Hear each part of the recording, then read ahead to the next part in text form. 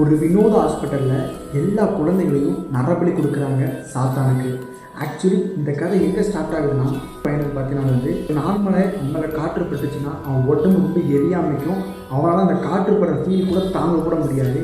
இது ஒரு வினோத நோய் நினச்சி அவங்க அம்மா அவனை பார்த்து வளர்த்துட்டு இருந்தாங்க. ஸோ ரொம்ப சேஃபாக பார்த்தீங்கன்னா ஒரு கவர் மாதிரி பேக் பண்ணி தான் அந்த பையனை வளர்த்துட்டு இருந்தாங்க. ஸோ ஒரு தீர்வாக பார்த்தீங்கன்னா அவங்க அம்மா ஒரு ஹாஸ்பிட்டலுக்கு கூப்பிட்டு போகிறாங்க. அந்த ஹாஸ்பிட்டலில் பார்த்தீங்கன்னா இதுக்கு சரியான நம்பிக்கையில் தான் அந்த ஹாஸ்பிட்டலுக்கு கூப்பிட்டு போகிறாங்க. பட் அங்கே நடந்தது பார்த்தீங்கன்னா டோட்டலி டிஃப்ரெண்ட். ஸோ அவங்க அம்மாவும் அந்த பையனை அங்கே தான் தங்கிக்கிறாங்க. ஸோ அவன் பையனுக்கு சரியாக வரைக்கும். ஸோ அந்த பையன் அங்கே போனோடனே பார்த்தீங்கன்னா ஒரு சில அமானுஷ விஷயத்தை நோட் பண்ணுறான். எந்த மாதிரின்னு பார்த்தீங்கன்னா அங்கே இருக்க கண்ணாடியில் பார்த்தீங்கன்னா அமானுஷ உருவமாக இருக்கட்டும், சின்ன சின்ன குழந்தைங்களை இறந்துருக்க மாதிரி ஒரு ஃபீல் பார்த்தீங்கன்னா அவனுக்கு இருக்க அந்த இடத்துல. ஸோ அவங்களுக்கு அதனால ஆப்ரேஷன் பண்ண போகிறாங்க. ஸோ அந்த குழந்தைங்க எல்லாமே சாத்தானுக்கு படைக்கப்பட்ட குழந்தைங்களாம். ஹாஸ்பிட்டலுக்கு வர எல்லா குழந்தைங்களும் சாத்தானுக்கு தான் படைக்கப்பட்டிருக்கு.